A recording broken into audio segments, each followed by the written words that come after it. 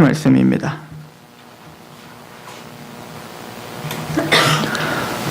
마태복음 5장 14절에서 16절 우리 하나님 말씀 앞에 겸손한 마음으로 같이 봉독하도록 하겠습니다. 14절에서 16절 시작.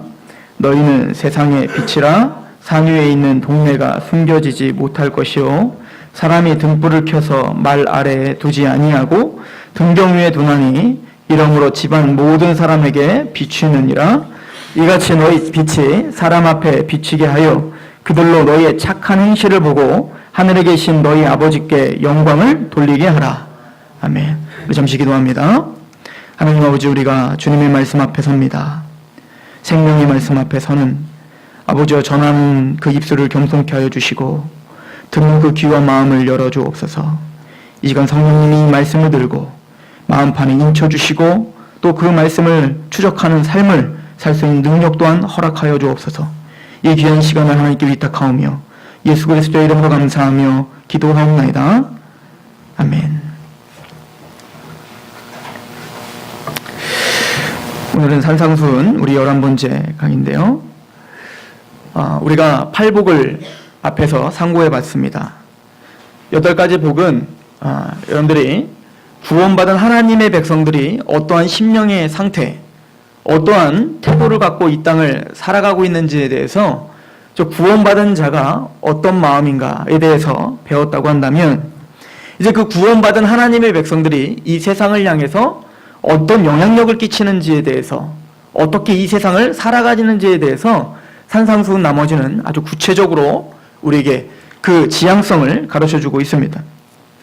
특별히 우리가 지난주에 살펴본 대로 구원받은 하나님의 백성들은 독특한 영광을 바라보고 독특한 소망을 바라보지만 이 세상을 떠나 사는 게 아니에요. 이 세상에 녹아들어가, 소금처럼 이 세상에 녹아들어가서 맛을 내고 또 그 세상을 변화시키는 그런 일을 감당하는 것이 구원받은 자의 사명이다라고 하는 것을 우리가 같이 상고해 봤습니다. 그리고 오늘 주님께서는 더 중요한 이야기를 하십니다. 구원받은 하나님의 백성들아, 너희는 세상의 빛이다 라고 표현을 하고 계시죠.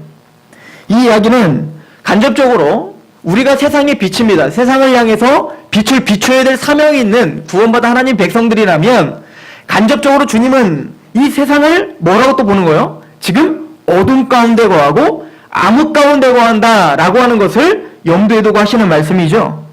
그래서 우리가 마태복음 4장, 우리 5장 그 전에 있는 4장에 보시면 4장 16절에 이렇게 평가를 내립니다.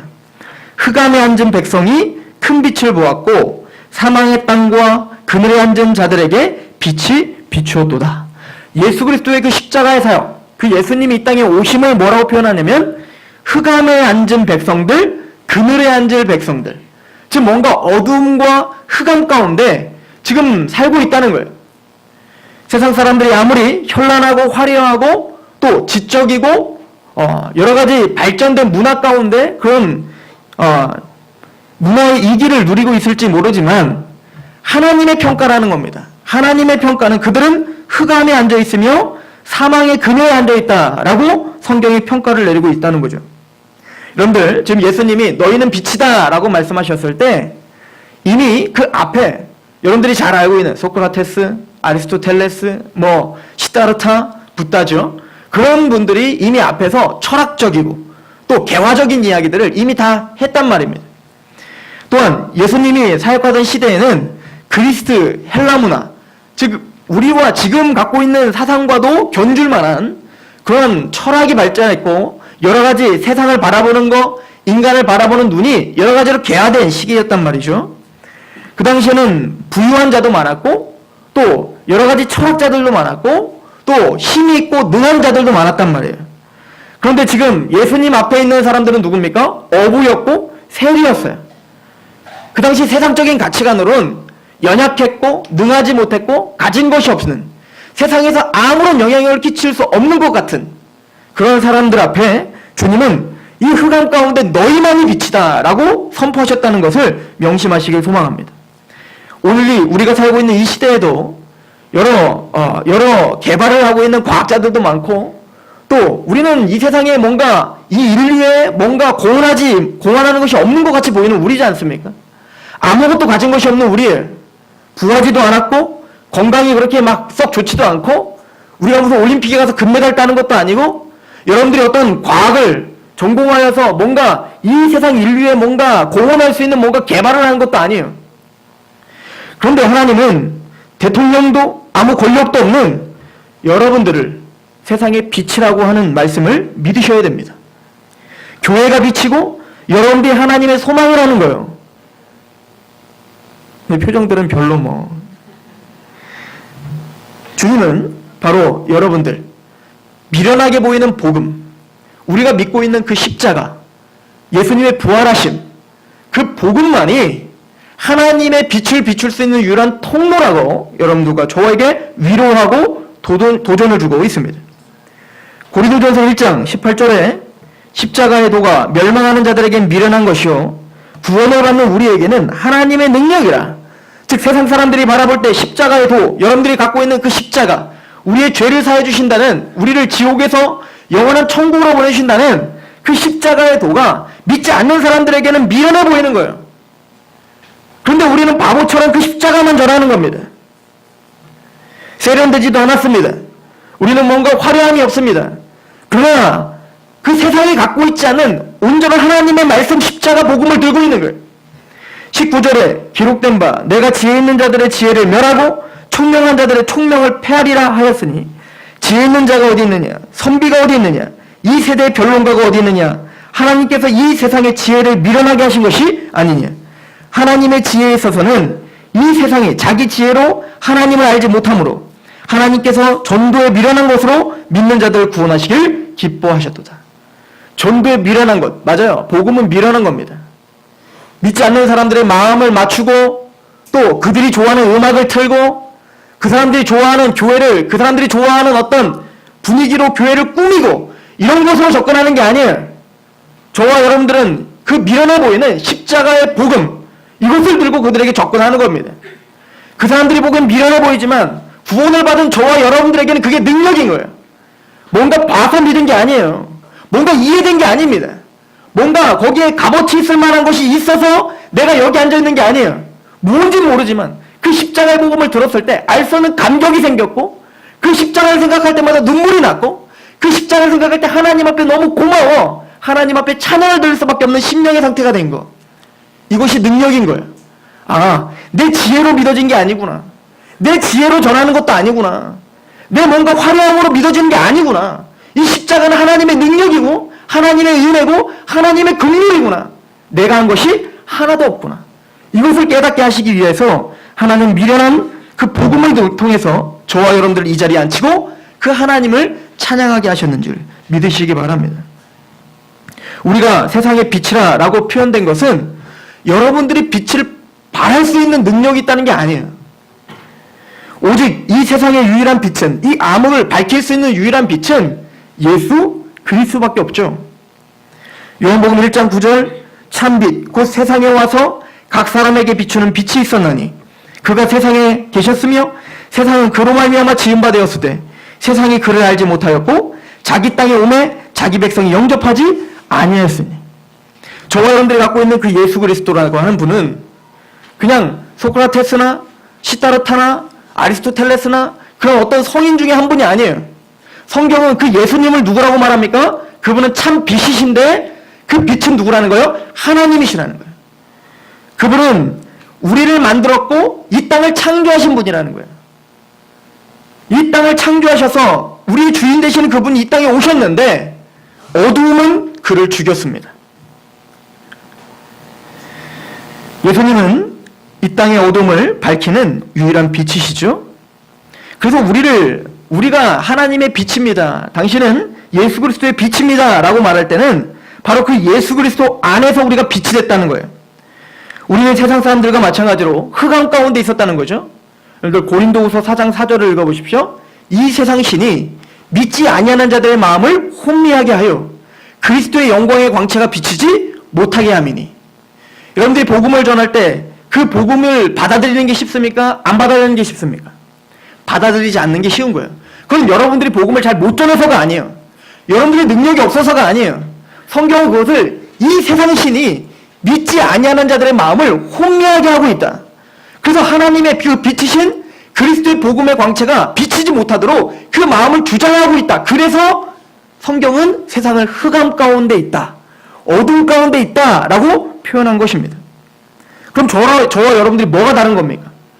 저와 여러분들이 세상보다 도덕적으로 윤리적으로 더 나합니까? 자격이 되어서 예수님을 알게 됐고 하나님의 빛을 비추는 자가 됐습니까? 성경은 전혀 그렇게 우리에게 설명하지 않습니다. 골로새서 1장 13절입니다. 그가 우리를 흑암의 권세에서 건져내사 그의 사랑의 아들의 나라로 옮기셨으니 그 아들 안에서 우리가 속량국 죄사함을 얻었도다. 우리도 마찬가지로 이 사단의 권세가 우리를 예수 그리스도의 복음을 깨닫지 못하도록 흑암의 권세가 우리를 가득하게 잡고 있었다는 거예요. 그런데 우리를 흑암의 권세에 있던 우리를 건져내셨다는 겁니다. 하나님의 은혜로, 하나님의 능력으로, 그리고 하나님의 아들의 나라로 옮기셔서 우리를 죄사함을 허락하셨다라고 성경은 표현하고 있죠. 좀 더 구체적으로 설명해 드립니다. 에베소서 1장 7절 말씀입니다. 우리는 그리스도 안에서 그의 은혜의 풍성함을 따라 그의 피로 말미암아 속량 곧 죄사함을 얻었어요. 예수님의 십자가의 죽으심이 나의 모든 죄를 담당하시는 구속이시구나 라고 하는 걸 믿었어요. 그것은 여러분들이 지혜로워서 믿어진 게 아니에요. 뭔가 봐서 믿어진 게 아닙니다. 8절 이는 그가 모든 지혜와 총명을 우리에게 넘치게 하사 그 뜻의 비밀을 우리에게 알리신 것이요. 하나님께서 우리에게 지혜와 총명을 넘치게 해주신 거예요. 이해시켜 주시고 우리에게 밝은 빛을 비춰주셔서 그 어둠을 내어 쫓았기 때문에 예수 그리스도가 믿어진 것입니다. 그래서 성경은 사도 바울이 거듭나는 것, 사도 바울이 구원받은 모습을 이렇게 표현하죠. 사도행전 26장 18절 잘 들어보십시오. 그 눈을 뜨게 하여 어둠에서 빛으로 사탄의 권세에서 하나님께로 돌아오게 하고. 사도 바울이 예수 그리스도를 믿는 자들을 잡아서 죽이기까지 했던, 그게 흑암에 잡혀 있었던 자였죠. 전혀 납득이 안 되겠던 거예요. 아니 도대체 그 초라하게 이 땅에 와서 십자가의 죄인된 칭함을 받고 십자가에 죽은 그 사람을 왜 그렇게 믿는 거지? 하나님을 믿는다면 그 예수를 배격해야 되지 않겠나? 이 열심을 갖고 사도 바울은 어떻게 했습니까? 그 예수님을 믿고 있는 자를 적극적으로 어떻게 했습니까? 비판하고 조롱하고 잡아 죽이기까지 했어요. 오늘날로 말하면 인터넷의 안티 기독교인인 거죠. 단순히 기독교를 믿지 않는 것뿐만 아니라 그 기독교를 믿는 사람들을 대항하고 더 적극적으로 교회를 편화하는, 그랬던 사람이었어요. 그랬던 사도 바울이 변화된 것입니다. 우리가 잘 아는 대로 다메섹 도상에 가서 예수님을 만났죠. 그때 이걸 뭐라고 표현합니까? 그의 눈을 뜨게 하셨다. 맞아요. 눈은 뜨고 있었어요. 원래 눈은 뜨고 있고 세상을 바라봤지만 하나님의 시각을 바라보지 못했던 겁니다. 뭔가 가려져 있었던 거예요. 성경을 봐도 예수님이 보이지 않는 겁니다. 우리 인생을 해석해도 하나님의 섭리가 보이지 않는 거예요. 그런데 어느 순간 하나님이 그의 강권적으로 역사하시니까 눈이 떠진 거예요. 눈이 떠져서 내가 지금까지 돌아온 순간을 뒤돌아보니까 하나님이 기가 막히게 나를 인도하신 그 섭리가 보이기 시작하는 겁니다. 그리고 내가 이렇게 핍박하고 조롱했던 예수 그리스도의 십자가가 나를 위한 죽음이었구나가 느껴지고 믿어지는 거예요. 이것을 어둠에서 빛으로, 사탄의 권세에서, 즉 우리의 마음을 혼미하게 하고 있었던 그 사탄의 권세에서 하나님께로 돌아오게 하나님이 해주셨다. 그리고 이것을 죄사함과 나를 믿어 거룩하게 된 무리라고 표현하고 있는 거예요. 그래서 여러분들이 빛이십니다. 하나님의 빛을 받아 예수 그리스도, 그 빛 되시는 예수님을 인정하고 고백하는 자리에 있기 때문에 여러분들이 빛이라고 하는 거예요. 그리고 그렇게 빛 되시는 예수님을 만난 자가 어떤 태도와 어떤 감정 가운데 사는지, 심령이 가난합니다. 애통하는 자가 됐습니다. 의를 위하여 핍박받는 자가 됐습니다. 긍휼히 여기는 자가 됐습니다. 이 팔복이 바로 빛을 받은 자의 태도인 거죠. 우리는 주님의 빛을 받아 그 주님의 빛을 반사하는 반사체인 거예요. 그래서 저와 여러분들에게 사도 바울은 에베소서 5장 8절에 이렇게 설명합니다. 너희가 전에는 어두움이더니 이제는 주 안에서 빛이라. 빛의 자녀들처럼 행하라. 이것은 어떤 특정한 어떤 목회자나 어떤 사역자에게 준 말이 아닙니다. 예수 그리스도를 믿고 정확한 복음을 알고 있는 모든 성도, 저와 여러분 모두가 다 뭐라는 거요? 빛이다 라고 하는 것을 염두에 두시기 바랍니다. 근데 오늘 예수님께서 산상수훈에 말씀하실 때 그렇게 예수 그리스도의 복음을 받은 자가 빛인데 우스꽝스러운 일이 벌어졌다라고 하는 것을 보여주고 있죠. 그게 뭐냐면 소금에 대해서도 말씀하셨을 때 너희가 소금이야. 너희는 이 세상에 섞여 맛을 내야 돼. 그런데 맛을 잃어버린 소금이 있다는 거야. 이게 얼마나 우스운 일입니까? 소금인데 맛이 전혀 안 나는 거예요. 그럴 때 어떻게 한답니까? 세상에 발빌뿐이다 라고 말하죠. 교회가 복음의 맛을 잃어버리면, 교회가 말씀의 맛을 잃어버리면 세상에 조롱거리가 되는 것입니다. 성도가 복음의 맛을 잃어버리고 하나님의 말씀 맛을 잃어버리면 세상에 웃음거리가 되는 거예요. 마찬가지로 빛에 대한 이야기도 마찬가지입니다. 너희가 등불을 달아서, 촛불을 달아서 등경 위에 달지 않고 그 촛불을, 그 등불을 말 아래 둔다면, 그 말이라는 건 뭐죠? 한 말, 두 말 할 때 그 그릇을 가리키는 거예요. 그릇 아래 둔다면 얼마나 우습겠니? 여러분들 집에 갔더니 자녀가 등불을 켜놓고 거기를 그릇으로 가려놓고 왜 어둡지? 왜 어둡지 하면 그게 얼마나 웃기겠냔 말이에요. 그런데 뭐 우리가 지금 현대 크리스찬들이 지금 그 우스꽝스러운 모순 가운데 살고 있다는 거예요. 성경은 분명히 너희가 빛이라 라고 말하는데 우리는 그것을 어떻게 하고 있는 거예요? 등경 위에 달아 빛을 비추는 자가 아니라 말 아래 숨어있는 자라는 거예요. 주님이 이것은 그럴 수 있다가 아니라 그게 얼마나 우스운 일이니? 라고 우리에게 선포하고 있는 거 아닙니까? 저는 이것을 007 크리스찬이라고, 007 크리스찬. 무슨 비밀 작전하는 것처럼 예수님을 믿는 자라고 하는 것을 가리고 사는 거죠. 왜? 그게 나에게 덕이 되지 않는 거예요. 내가 뭔가 예수님을 믿는 사람입니다 라고 하면 뭔가 조심해야 될 게 더 많은 거예요. 내가 10번 화낼 거 5번밖에 화를 못 내거든요. 예수님 믿는 자입니다 라고 하면 뭔가 편견과 선입견으로 나를 볼 것 같은 거야. 그래서 끝끝내 예수님을 믿는 것을 숨기며 사는 거죠. 예수님 말하는 겁니다. 그게 진짜 복음을 갖고 있는 사람이겠니? 예수 그리스도를 믿고 있는 사람이겠니? 성경은 그렇게 이야기를 하고 있습니다. 그렇다면 빛의 역할이 무엇입니까? 빛이 하는 역할은 첫 번째는 빛이 비춰졌을 때 어두움과 그 어두움에 속한 것들을 드러내주는 역할이 빛이에요. 그래서 요한복음 16장 8절에 성령님이 오시면 그가 와서 죄에 대하여, 의에 대하여, 심판에 대하여 세상을 책망하실 거라는 거예요. 어두움은 빛을 싫어합니다. 그 이유가 뭐죠? 그 빛이 오면 올수록 그 어두움 가운데 아무도 보이지 않는 곳에서 내가 행했던 일들이 자꾸 드러나는 거예요. 폭로당하거든요. 예를 들어서 우리가 그냥 아무렇지도 않게 살았던 그 삶의 패턴이 있는데 하나님의 말씀의 빛이 들어오면 그것이 죄라고 자꾸 지적을 하는 겁니다. 책망을 하는 거예요. 탐심을 갖고 그 탐심을 갖고 내 욕심대로 사는 거, 내 마음대로 이기적으로 사는 거, 그건 세상에 성공이고 그렇게 살아야 성공한다고 자꾸 우리는 그렇게 독려를 받으며 살았는데 성경에 봤더니 그게 우상숭배라나요? 하나님보다 세상을 더 사랑하는 우상숭배라네? 이런 말씀들이 자꾸 들어오면 어때요? 그걸 거부하게 되는 겁니다. 싫은 거예요. 그냥 내 마음대로 살게 좀 냅둬. 그래서 요즘에 일어나는 일들이 뭡니까? 많은 사람들이 큰 교회에 들어가는 이유가 뭐야? 숨어서 그냥 신앙생활 하고 싶은 거예요. 하나님의 말씀으로 책망 듣기는 싫은 겁니다. 내 삶을 그 말씀으로 자꾸 폭로당해서 이게 죄구나 라고 그걸 고치려고 하는 것보다는 그냥 나 편안하게 살고 싶은 겁니다. 이것이 어둠의 특징이에요. 그래도 이게 믿지 않는 사람들에게만 있는 게 아니라 저와 여러분들에게도 있어요. 이걸 예수님 뭐라고 하냐면 옛 두숨의 옛사람이라고 말하죠. 구원받은 우리들도 끊임없이 하나님의 말씀에 나를 폭로당하기를 거부하는 겁니다. 거기는 성장이 있을 수 없어요. 거기는 치료가 있을 수 없단 말입니다. 우리가 암에 걸렸다면 당신은 암에 걸렸습니다.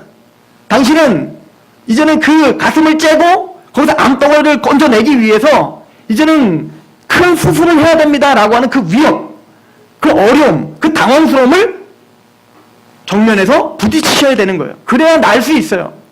마찬가지로 하나님은 그 암덩어리와 같은 죄성을 걷어내시기 위하여 먼저 빛을 쪼여서 우리의 죄를 드러내 주시려고 한단 말입니다. 그런데 어두움은 그 빛을 싫어하게 되어 있습니다. 요한복음 1장 5절 빛이 어두움에 비추되 어두움이 깨닫지 못하더라. 요한복음 3장 18절 잘 들어보십시오.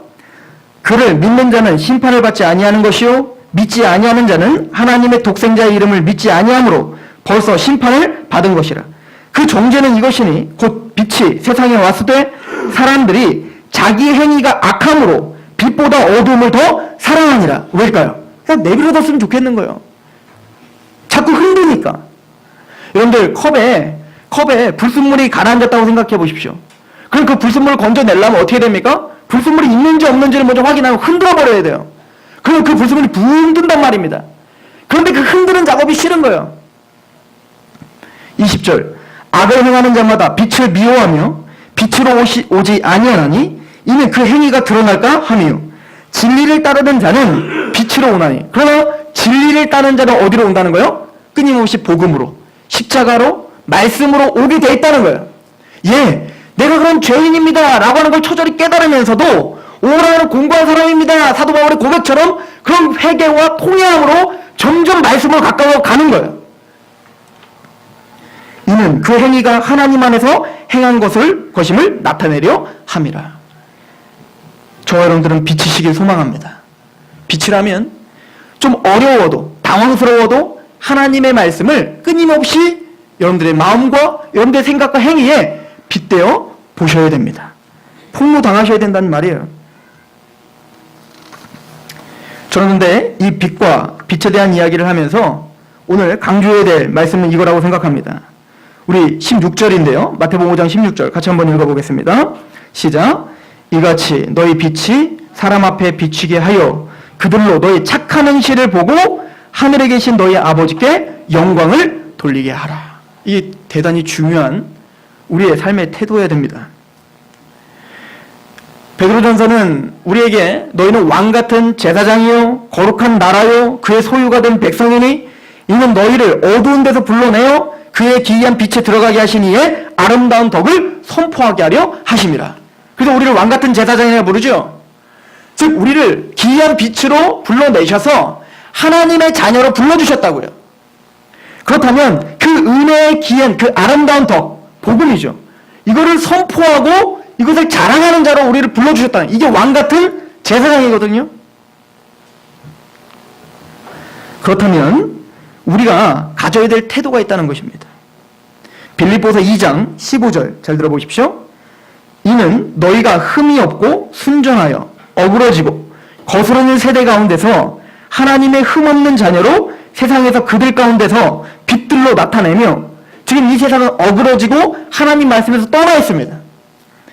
그렇다면 구원받은 하나님의 백성들은 이 어그러진 세상에서 빛들로 나타나야 돼요. 뭔가 달라야 됩니다.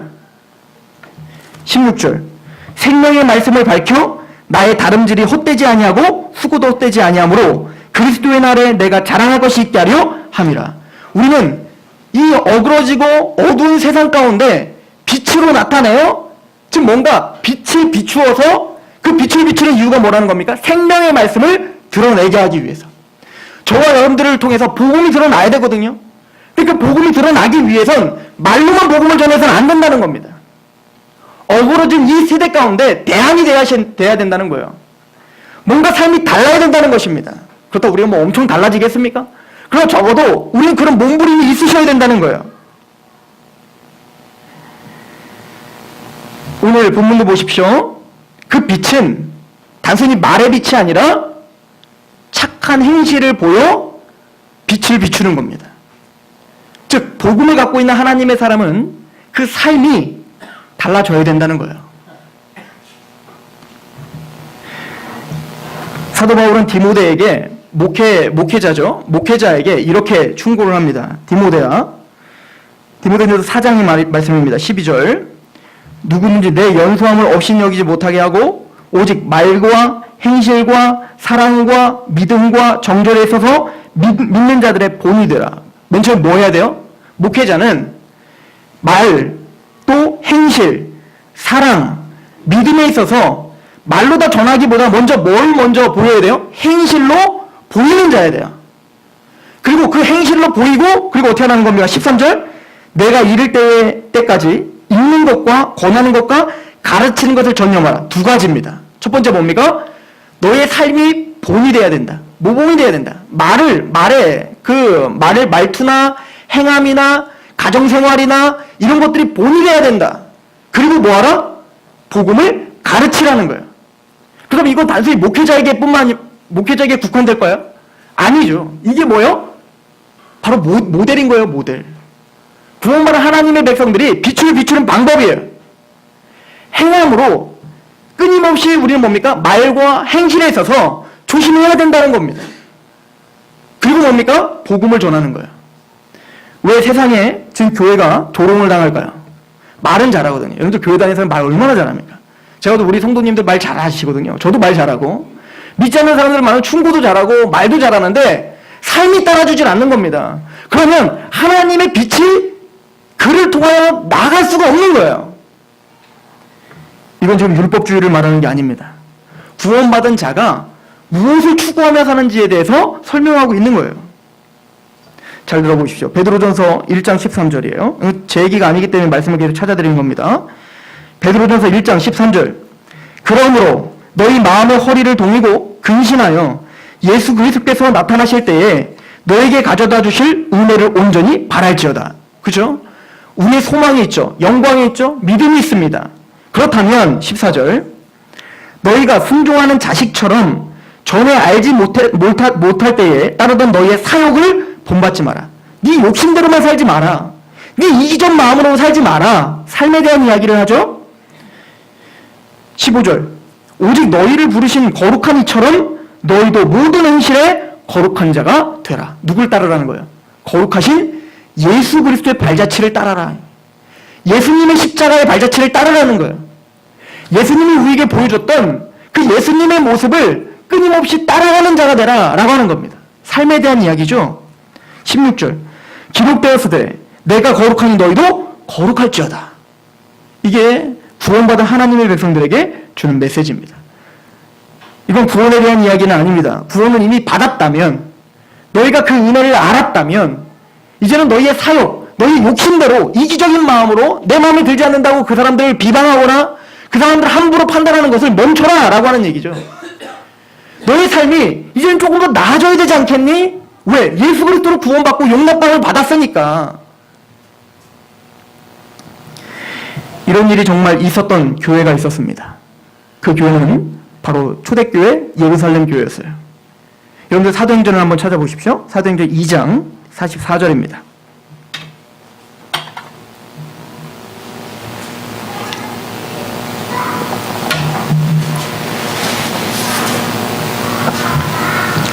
같이 봉독합니다.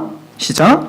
믿는 사람이 다 함께 있어 모든 물건을 서로 통용하고 또 재산과 소유를 팔아 각 사람의 필요를 따라 나눠주며 날마다 마음을 같이하여 성전에 모이기를 힘쓰고 집에서 떡을 떼며 기쁨과 순전한 마음으로 음식을 먹고 하나님을 찬미하며 또 온 백성에게 칭송을 받으니 주께서 구원받는 사람을 날마다 더하게 하시니라.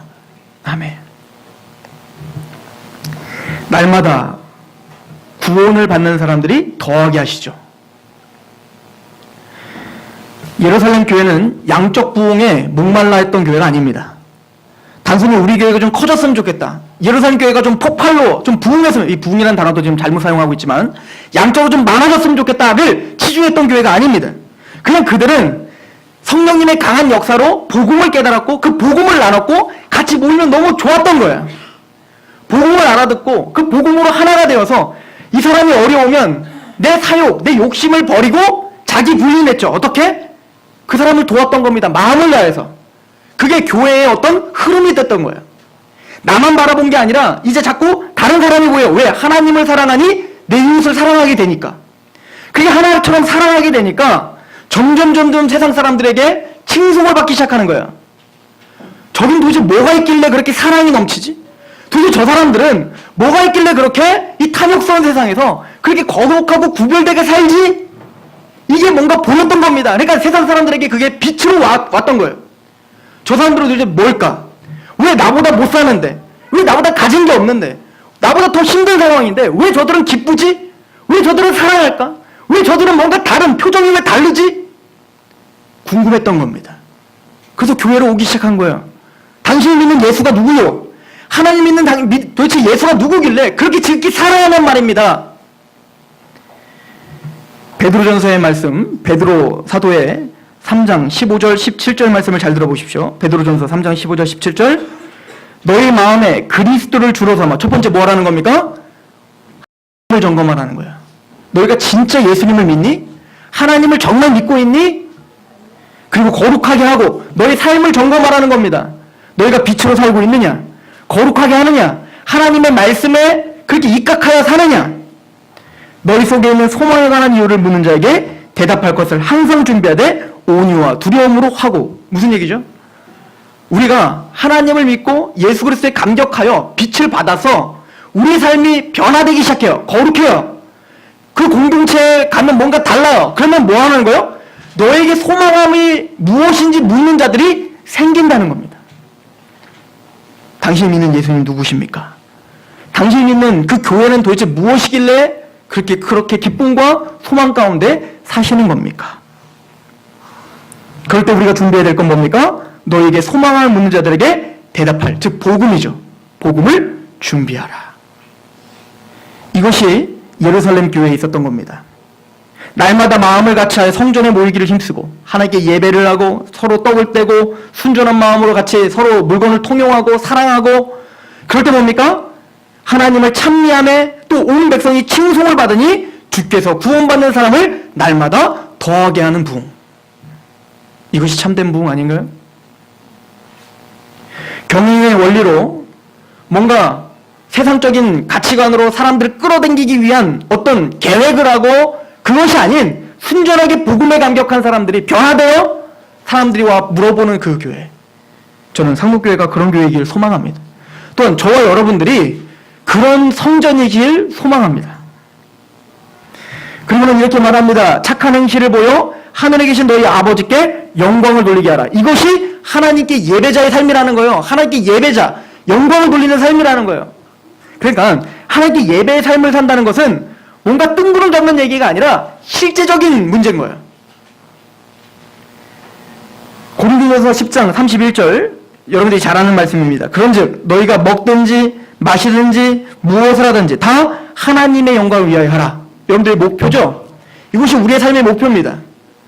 아담과 하와가 타락하기 전에 에덴 동산에서 말하는 게 예배였고 행동하는 게 예배였고 걷는 게 예배였던 것처럼 저와 여러분들의 모든 삶이 예배이길 소망합니다. 오늘 예배드리는 이 시간만 예배가 아니라 여러분들 직장에서 예배를 드리고 교회에서 예배를 드리고 만나는 사람들 그 어디 곳에서도 예배를 드리는 예배자이길 소망합니다. 그럼 어떻게 해야 될까요? 막 말씀을 계속 묵상하고 계속 기도하고 이러면 되는 겁니까? 아니요. 더 구체적인 방법을 성경은 말하고 있어요. 고린도전서 10장 32절 유대인에게나 헬라인에게나 하나님의 교회에나 거치는 자가 되지 말고 나와 같이 모든 일에 모든 사람을 기쁘게 하여 자신의 유익을 구하지 아니하고 많은 사람의 유익을 구하여 그들로 구원을 받게 하라. 이게 예배래요. 만나는 사람들이 나를 통해서 구원받을 사람이 나는 빛이니까 예수님이 나를 빛이라고 말했으니까 나를 통해서 예수님이 읽혀지고 있지 나를 통해서 하나님이 읽혀지고 있지 내가 잘못하면 내가 욕먹는 게 아니라 주님이 욕먹는 거지 내가 잘못하면 내가 욕먹는 게 아니라 교회와 하나님의 나라가 욕먹는 거지. 그래서 그들의 유익을 구하며 사는 거예요. 그러다 보면 화가 납니다. 답답합니다. 갈등이 생깁니다. 그걸 십자가라고 하는 거예요. 주님이 말합니다. 너희가 나를 따라오려거든 자기 십자가를 지고 따라오라. 이걸 권리 포기라고 말합니다. 저 여러분들의 삶이 완전히 뒤바뀌진 못할 겁니다. 그러나 적어도 이 몸부림이 있는 것이 성도인 거예요. 아, 내가 빛이구나. 나는 복음을 갖고 있는 빛이구나. 나는 그리스도의 편지구나. 나를 통해서 예수님이 읽혀지고 있구나. 나를 통해서 하나님이 평가를 받고 있구나. 이 빛이라는 이 정체성을 확립하시고 이것이 얼마나 복된 것인가. 하나님 앞에 감사하시며 그렇게 빛을 비추어 하나님께 영광을 돌리게 하는 예배자가 되시길 소망합니다. 기도하겠습니다. 하나님, 아무것도 가지지 않은 또 세상 누구보다도 지혜롭지도 못한 또 능하지도 못한 우리를 불러주시고 예수 그리스도를 알고 그 하나님을 깨달아 알게 하신 그 은혜를 감사합니다.